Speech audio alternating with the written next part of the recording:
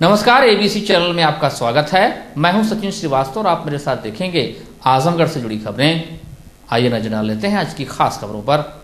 ये है आजमगढ़ के कुकड़ीपुर सठियाओं में विस्तार में फैला cross valley international school. Cross valley Azamgarh में अपनी 5 अलग अलग ब्रांचेस द्वारा स्टूडेंट्स को शिक्षित कर रहा है। Cross valley school CBSE Delhi मान्यता प्राप्त स्कूलों में से एक है। क्रॉस वैली इंटरनेशनल स्कूल में क्लास नर्सरी से लेकर 12th तक के छात्रों को वेल एजुकेटेड टीचर्स द्वारा पढ़ाया जाता है, ताकि यहाँ से शिक्षा प्राप्त कर रहे स्टूडेंट्स के भविष्य के साथ कोई खिलवाड़ न हो। डायल करें 9453724198 या 9450118255। लॉकडाउन के दौरान 20 अप्रैल से छूट मिलने की चर्चा के कारण सोमवार को आजमगढ़ में शहर के मुख्य स्थानों पर काफी भीड़ देखी गई। सब्जी, किराना व दवा की दुकानें हमेशा की तरह खुली रहीं, लेकिन इन दुकानों पर काफी भीड़ भाड़ रही। कौन कौन सी दुकान खुलेगी और कौन बंद रहेगी, इसे लेकर व्यापारियों में कंफ्यूजन रहा। लोगों को शायद इस बात की जानकारी नहीं थी कि आजमगढ़ जिले में 7 कोरोना पॉजिटिव मरीज मिलने के कारण कोई रियायत नहीं दी गई है। सड़कों पर भारी भीड़ के चलते जिला प्रशासन सख्ती में आ गया। आनन-फानन में पुलिस ने भीड़ पर नियंत्रण किया और 12 बजे समय सीमा समाप्त होने पर आवश्यक वस्तुओं की दुकानों को बंद करा दिया गया। जिलाधिकारी एनपी सिंह ने बताया कि शहर में जो स्थिति पूर्व में थी वही रहेगी। ग्रामीण क्षेत्रों में कुछ शर्तों के साथ छूट है। जनपद आजमगढ़ के लिए निर्णय लिया गया है कि नगरीय क्षेत्र में जो स्थिति पूर्व में थी वही रहेगी, उसमें कोई बदलाव नहीं।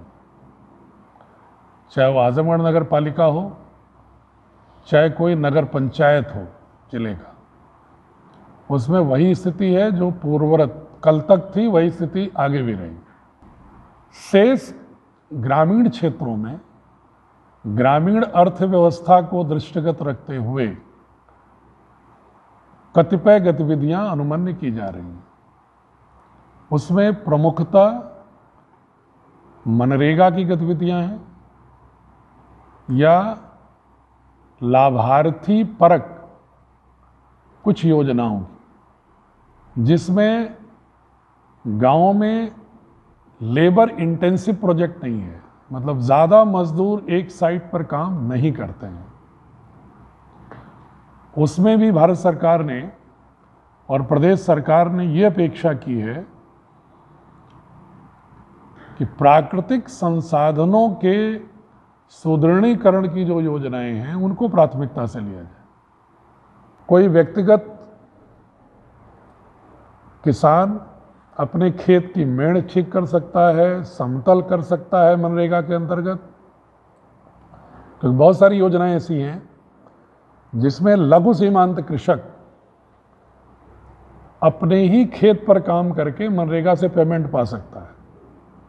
शहरी क्षेत्र में यथावत कल की जो स्थिति है वही रहेगी। नागरिक आपूर्ति, दवा की दुकानें, सब्जी आदि की दुकानें ये खुली रहेंगी। कृषि उपकरण की दुकान खुली रहेगी जो यथावत चल रही है कल तक। ई कॉमर्स, होम डिलीवरी की जा सकती है किसी प्रोडक्ट की। इंटरनेट सेवा से जुड़ी हुई जो कंपनियां हैं वो अपनी ऑफिस खोल सकती हैं। सरकारी ऑफिसेज 1/3 कर्मचारियों के साथ ऑफिस खोल सकते हैं।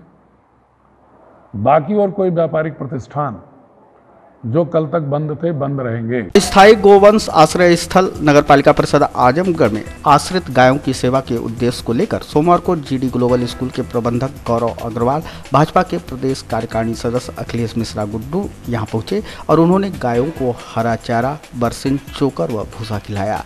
जीडी ग्लोबल स्कूल के प्रबंधक गौरव अग्रवाल ने बताया कि यहाँ की गायों की जीर्ण शीर्ण व कमजोर अवस्था को देखते हुए इनकी सेवा का भाव मन में जगा। उन्होंने पशु प्रेमियों, गौ भक्तों से आग्रह किया कि वे भी आगे आकर इनकी सेवा कर पुण्य लाभ जरूर कमाएं। अभी 3 दिन पूर्व हम यहाँ पे निरीक्षण करने आए थे। ऐसे ही मन में जिज्ञासा हुई, गौशाले को भी देखना चाहिए कि यहाँ पर कैसा चल रहा है। तो उसमें हमें कुछ अच्छा नहीं लगा यहाँ पर गायें काफ़ी कमज़ोर हैं, उनको खाने का अच्छा राशन उपलब्ध नहीं हो पाता है। तो हमने इस प्रेरणा को ध्यान में रखते हुए हरा चारा, बरसीम, चोकर और भूसा आज लाए और अखिलेश मिश्रा श्री गुड्डू जी से भी आग्रह किए कि आप भी साथ में आइए, साथ में इनको सेवन कराया जाए, निरीक्षण हो कि जिससे और इसमें सुचारू रूप से कार्य आगे बढ़ सके। इसी के साथ ही हम आप सभी से आग्रह करना चाहते हैं कि हमारे जो भी पशु हैं, गौवंश है, उसके साथ अन्य भी जीव जंतुओं का ख्याल करें, विशेषकर गौवंश को कुछ न कुछ अपने द्वारा राशन लाकर खिलाएं। इसी आग्रह के साथ मैं आप सबका आह्वान करूंगा कि जीव जंतुओं के प्रति भी अपना प्रेम प्रदर्शित करते हुए आगे आने के लिए हमारा समर्थन करें। धन्यवाद। भाजपा के प्रदेश कार्यकारिणी सदस्य अखिलेश मिश्रा गुड्डू ने कहा कि इस कठिन समय में हमें बेजुबान जानवरों का विशेष रूप से ख्याल रखना है।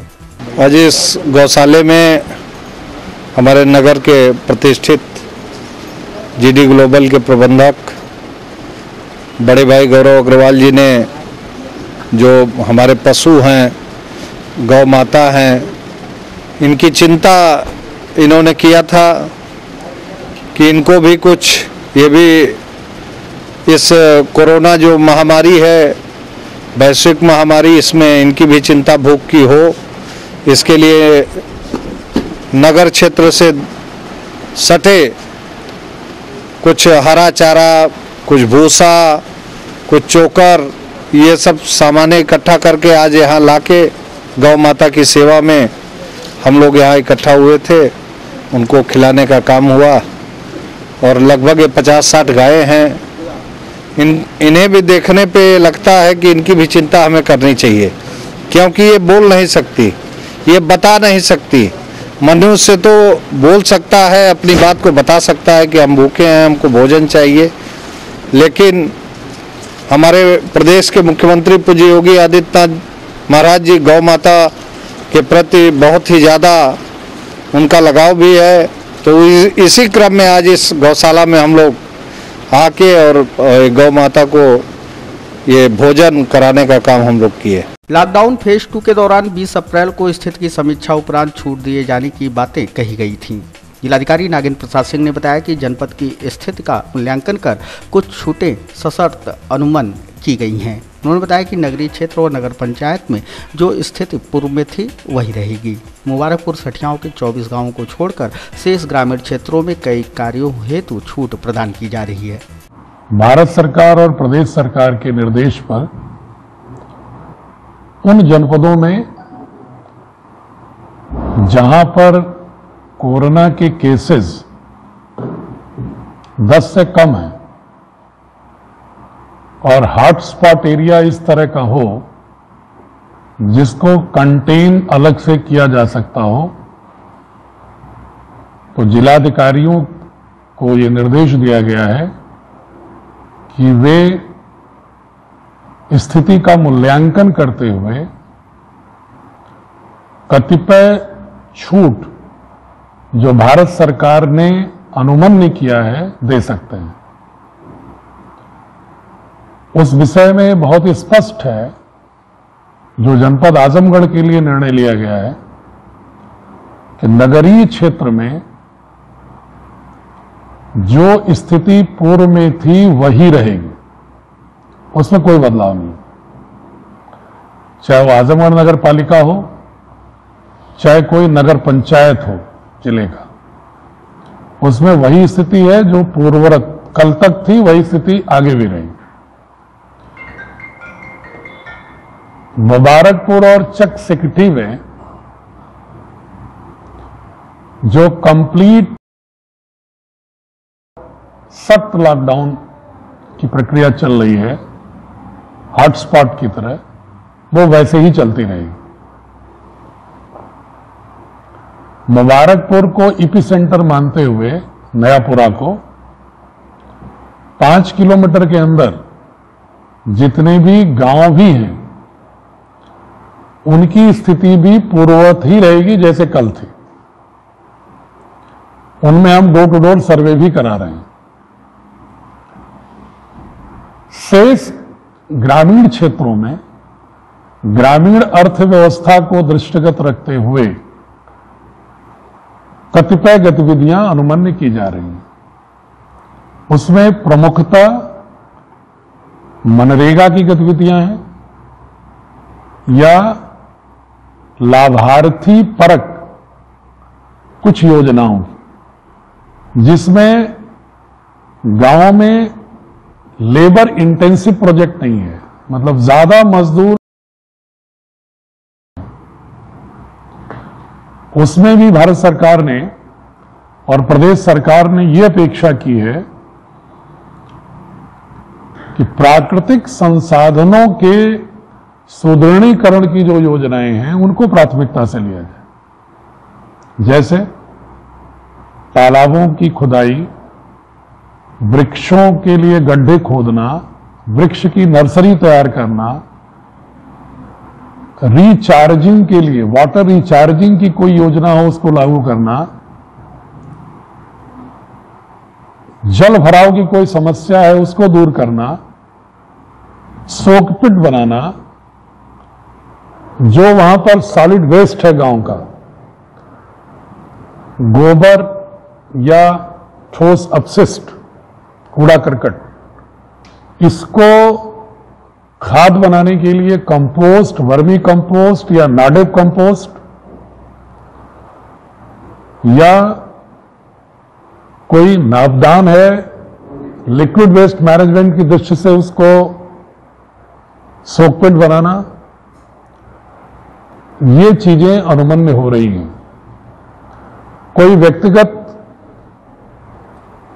किसान अपने खेत की मेड़ ठीक कर सकता है, समतल कर सकता है मनरेगा के अंतर्गत। तो बहुत सारी योजनाएं ऐसी हैं जिसमें लघु सीमांत कृषक अपने ही खेत पर काम करके मनरेगा से पेमेंट पा सकता है। वो गतिविधियां वो कर सकते हैं। उसमें खेत का समतलीकरण, खेत को उपजाऊ बनाने की पद्धति, खेत के लिए ऑर्गेनिक मैन्योर खाद तैयार करने की पद्धति, इन चीजों की गतिविधियों को लोग कर सकते हैं। कृषि गतिविधियां जो पहले से चल रही हैं वो चलती रहेंगी। जायद की खेती भी चलती रहेगी और उससे संबंधित कृषि उपकरण की बिक्री और मरम्मत की दुकानें खुली रहेंगी और उनके क्रय विक्रय के लिए जो सरकारी क्रय केंद्र हैं या मंडी स्थल हैं वो चालू रहेंगे। कोई एफपीओ है तो वो किसान से उसके खेत पर, उसके घर से भी खरीद सकता है। इसके अलावा एक गतिविधि और अनुमन्य हुई है मत्स्य पालन की। ग्रामीण परिवेश में मत्स्य पालन, मछली मारना, पकड़ना और उसको विक्रय अनुमन्य है ग्रामीण क्षेत्र में।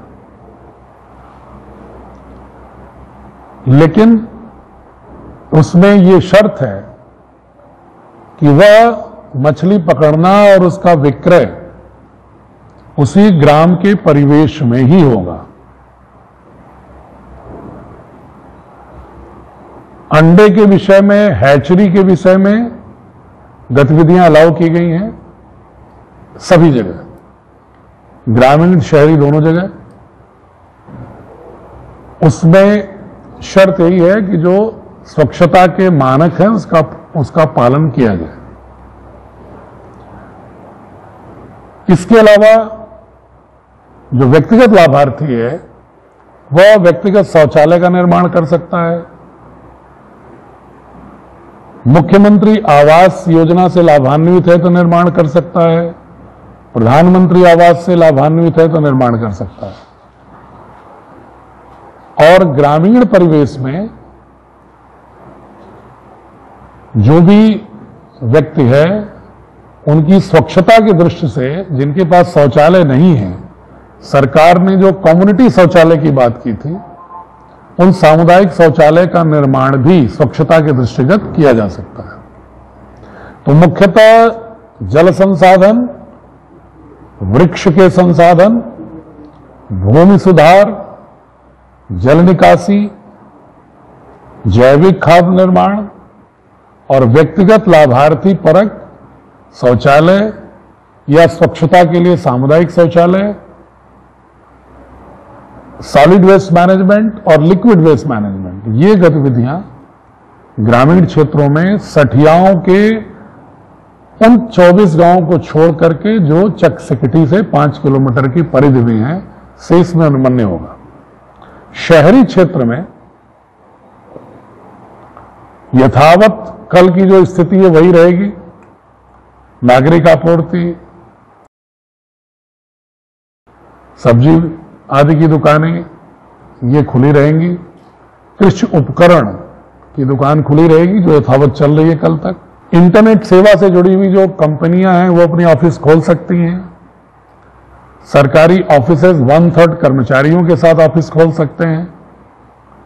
बाकी और कोई व्यापारिक प्रतिष्ठान जो कल तक बंद थे, बंद रहेंगे। जिलाधिकारी श्री सिंह ने बताया कि नगरीय क्षेत्र में इलेक्ट्रीशियन, प्लम्बर व बढ़ई को कार्य हेतु छूट प्रदान की गई है, लेकिन अपने अपने क्षेत्रों में पैदल अथवा साइकिल से जाने की ही अनुमति दी गई है।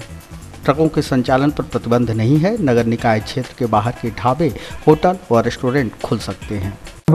वही ढाबे होंगे जो ट्रकों के आवागमन के मुख्य मार्ग के होंगे और नगर निकाय क्षेत्र के बाहर होंगे।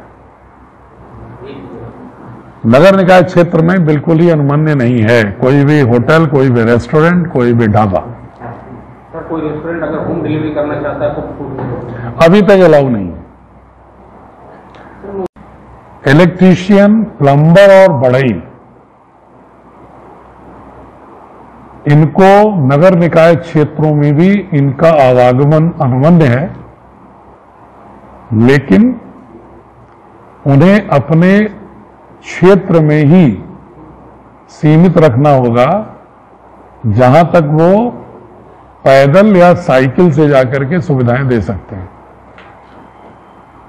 अगर किसी क्षेत्र विशेष में कोई बढ़ई, टेक्नीशियन, प्लम्बर नहीं है तो उस क्षेत्रों में मैंने ईओ नगर पालिका और एसडीएम सदर से कहा है वो मूल्यांकन करके देंगे। तो कुछ उन क्षेत्रों के लिए इस तरह की निजी सेवा देने वाले तकनीशियन को, जैसे सब्जी के ठेले का आवंटन किया गया था, उस तरह से एरिया बांट करके उनको पास दें।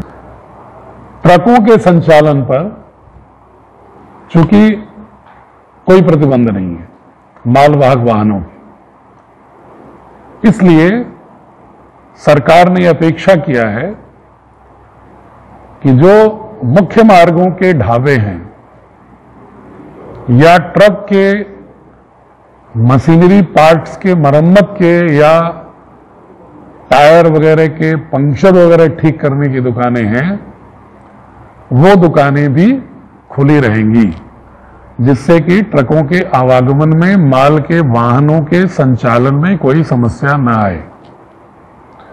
लेकिन जो भी ढाबे संचालित होंगे उनको खाद्य अभिहित अधिकारी द्वारा, फूड इंस्पेक्टर द्वारा समय समय पर उनकी क्वालिटी की जांच भी निरंतर करनी होगी। ये भी प्रावधान का आदेश। जिलाधिकारी श्री सिंह ने बताया कि नगरीय क्षेत्र के उद्योगों को सशर्त काम करने की अनुमति मिल सकती है, बशर्ते कि वे निर्धारित मापदंडों को पूरा करें। जिलाधिकारी श्री सिंह ने बताया कि जो शासकीय निर्माण कार्य जरूरी हैं वे होते रहेंगे। जो कल की स्थिति थी वही स्थिति रहेगी। मात्र अगर कोई उद्योग ऐसा है जो नगरीय क्षेत्र में भी कैंपस के अंदर ही सारे मजदूरों को रखते हुए, सोशल डिस्टेंसिंग का पालन करते हुए अगर कोई निर्माण गतिविधि चलाना चाहता है, प्रोडक्ट मैन्युफैक्चरिंग, तो कर सकता है, लेकिन उसके लिए उसे मजदूरों की लिस्ट, अपना स्पेस प्लान देना पड़ेगा, जिसको सहायक आयुक्त उद्योग और डीएलसी मौके का मुआयना करके फिर हमसे अनुमति लेके अलाउ करेंगे।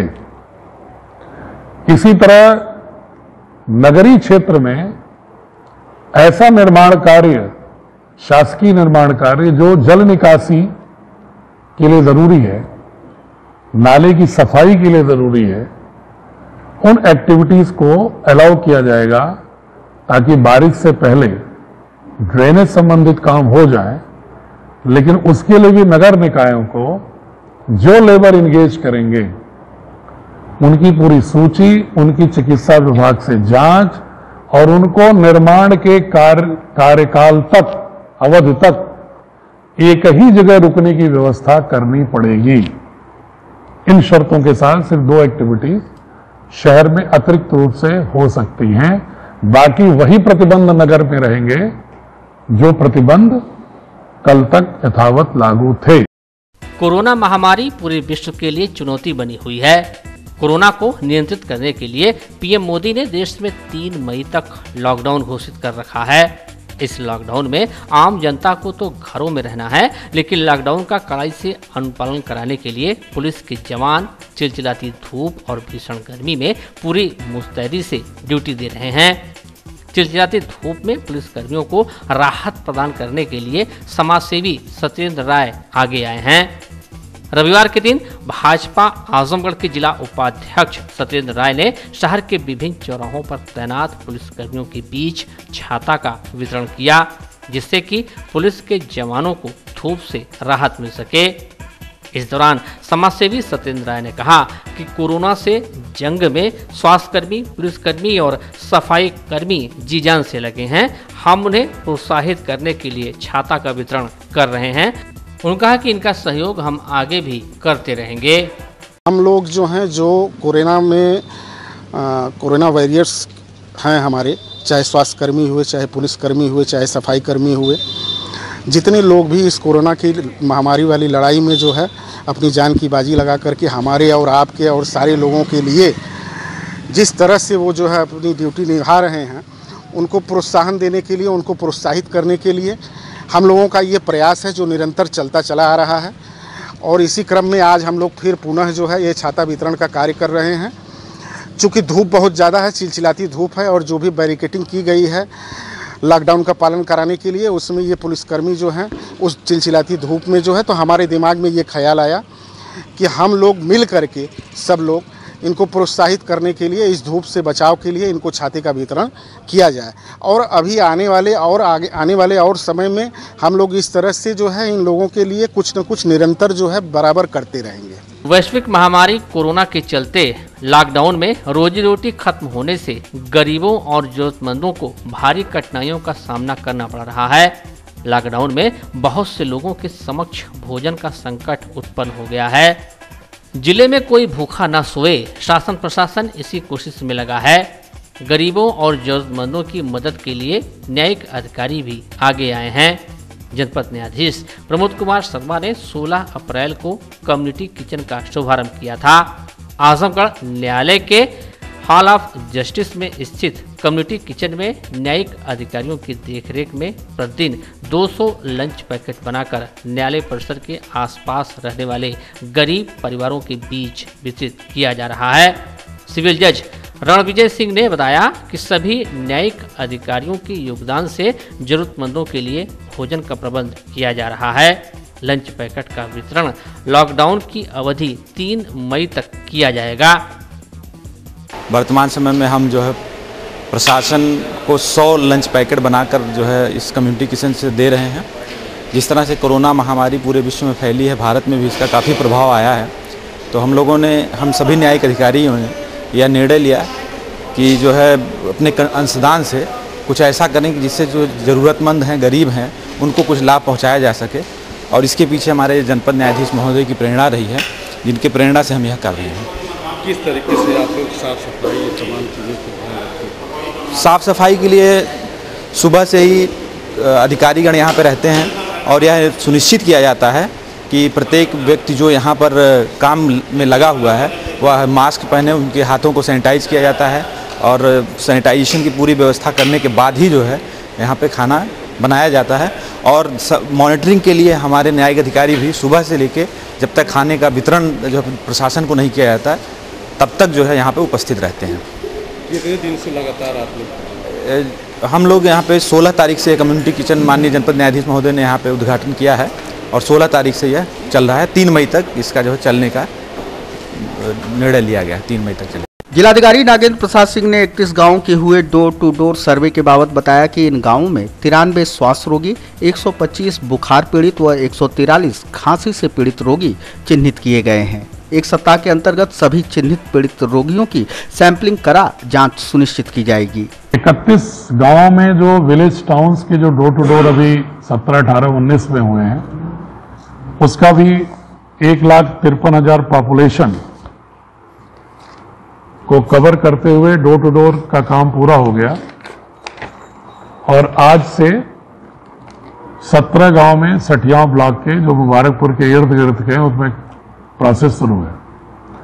जो 31 गांव विलेज टाउन्स के थे उनमें 1,35,793 पॉपुलेशन कवर हुई है। 21,100 जिनमें 14 दिन से कम अवधि में आए हुए कोई विदेशी नहीं मिला और 14 दिन से कम आया हुआ कोई देश के अन्य हिस्से से नहीं मिला। 1 महीने के अंदर के आए हुए 49 विदेश से मिले और 868 देश के अन्य हिस्सों से मिले। 93 लोगों को श्वास की कुछ समस्याएं मिली, 125 लोगों को फीवर और 143 को खांसी। इसका हमने प्लान कर दिया है, इसी सप्ताह ये जो भी श्वास के रोगी हैं अनिवार्य रूप से खांसी और श्वास वालों का 100% सैंपलिंग अगले 4 दिन के अंदर होकर के चला जाएगा ताकि हम उसके बारे में मुतमईन हो सकें डोर टू डोर के बारे में। जिलाधिकारी श्री सिंह ने बताया कि मुबारकपुर क्षेत्र का चकसिकटी गांव पूरी तरह से सील है। वहां दवा व किराना की दुकानें भी बंद हैं। डॉक्टर के निर्देश पर एम्बुलेंस से दवाओं की होम डिलीवरी की जा रही है। राशन व सब्जी ठेले के माध्यम से डोर टू डोर सप्लाई हो रहे हैं। मुबारकपुर चकसिकटी चूंकि टोटली में सख्ती की जा रही किसी प्रकार के आवागमन की, तो वहां दवा की दुकानें भी बंद हैं, वहां किराना शॉप भी बंद है।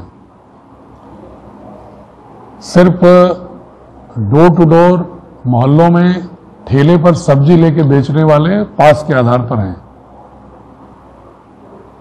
वहां पर किराना के लिए चकसिकटी में विशेष रूप से हमने होम डिलीवरी का प्रावधान कर दिया था। राजस्थान के कोटा शहर में कोचिंग कर रहे आजमगढ़ के करीब 280 छात्र छात्राएं रविवार को 14 बसों से रोडवेज पहुंचे तो उनका दर्द छलक उठा। कोरोना जैसी महामारी में घर से दूर रह रहे बच्चे डर के साए में थे। गृह जनपद पहुंचते ही बच्चों और उनके परिजनों ने राहत की सांस ली। परिजनों को देख बच्चे भावुक हो उठे। छात्रों ने बताया कि कोटा में खाने पीने की समस्या हो रही थी और हर दिन कोरोना के बढ़ते केस से डर सता रहा था। सभी बच्चों ने और उनके परिजनों ने प्रदेश सरकार की प्रशंसा किया। वहाँ पे जैसे कोटा में दिन प्रतिदिन बढ़ते हुए केसेस नज़र आ रहे हैं। वहाँ पे डेली कभी 27, कभी 15-20 ऐसे केसेस बढ़ते नज़र आ रहे हैं। वो आबादी वाली जगह है, तो वहाँ से हमें सरकार द्वारा यहाँ लाया गया है ताकि हम यहाँ पे अपनी जगह पे महफूज रह सकें, अपने घरों में अपने लोगों के साथ रह सकें। और यहाँ पे हमारी टेस्टिंग, जैसा कि आप लोग देख रहे हैं, टेस्टिंग वगैरह हो रही है ताकि किसी तरह की कोई परेशानी या बाधा ना आ सके। यहाँ पे आने के बाद काफ़ी रिलैक्स महसूस हो रहा है, जैसा कि अपने लोगों के बीच हमेशा हमें नज़र आता है देखने में। अब वहाँ से काफ़ी, जैसे यहाँ पे आने के बाद भीड़ नहीं नज़र आ रही है, हमें एक तरह से शांति का थोड़ा एहसास हो रहा है। अपने लोगों को देखते हैं तो थोड़ा अच्छा लगता है। नहीं, यहाँ से वहाँ से यहाँ तक आने में हमें किसी तरह की कोई समस्या भी नहीं हुई। यहाँ पे आने के बाद तो और अच्छा लग रहा है, बल्कि वहाँ से ज़्यादा हम यहाँ पे सेफ फील कर रहे हैं अपने आप को। आपको बता दें कि राजस्थान के कोटा में लॉकडाउन के कारण फंसे प्रदेश के 8,000 छात्र छात्राओं को लेकर बसें पहले आगरा पहुंची और उसके बाद वहां से विभिन्न जिलों के रहने वाले छात्रों को उनके जिला मुख्यालयों तक पहुंचाया गया। रोडवेज पर पहुंचते ही सभी छात्रों की थर्मल स्कैनिंग की गई, पूरा पता नोट किया गया और रैंडम सैंपल जांच के लिए लिए गए। कोटा से आजमगढ़ पहुंचे छात्रों के नाश्ते, खाने और रहने के प्रबंध किए गए थे। स्वास्थ्य परीक्षण के बाद इन छात्रों को बसों से घरों के लिए रवाना कर दिया गया। बसें आ रही हैं बच्चों को लेके, उनको हम लोग यहाँ थर्मल स्क्रीनिंग कर रहे हैं। उसके बाद उनके किट के द्वारा उनकी टेस्टिंग हो रही है। टेस्टिंग होने के बाद जब बच्चे नेगेटिव पाए जाएंगे उसमें जांच में, तब उनको प्रशासन की मदद से इनको उनके घरों तक छोड़ा जाएगा। अगर इसमें से कोई व्यक्ति पॉजिटिव पाया गया तो उनको हम लोग क्वारंटाइन करके और फिर स्वाब जो है वो जांच के लिए BHU भेजेंगे। कोटा से आज 14 बस से लगभग 280 छात्र वहाँ से आ रहे हैं। इसमें एक बस ऑलरेडी पहुँच गई, इसमें 33 लोग हैं, इसमें सबको मेडिकल परीक्षण हो रहे हैं। शाम तक बाकी बच्चों में पहुँचाएंगे, सबको मेडिकल परीक्षण होगा, उसके बाद उसका लोगों का घर पे छोड़ जाएंगे। लॉकडाउन में गरीबों और जरूरतमंदों की मदद के लिए शासन प्रशासन और स्वयंसेवी संस्थाएं युद्ध स्तर पर लगी हुई हैं, लेकिन इन सब के बीच मध्यम वर्ग के कुछ परिवार ऐसे हैं जिन्हें लॉकडाउन में खाद्यान्न की समस्या का सामना करना पड़ रहा है। ऐसे ही परिवारों की मदद के लिए संस्था दिव्य शक्ति दुर्गा पूजा सेवा समिति गोला बाजार मेहनगर आगे आई है। सेवा समिति के कार्यकर्ता 4 चरणों में मध्यम वर्ग के चिन्हित परिवारों को राशन उपलब्ध करा रहे हैं। सेवा समिति लॉकडाउन की अवधि 3 मई तक लगातार मध्यम वर्ग की मदद करती रहेगी।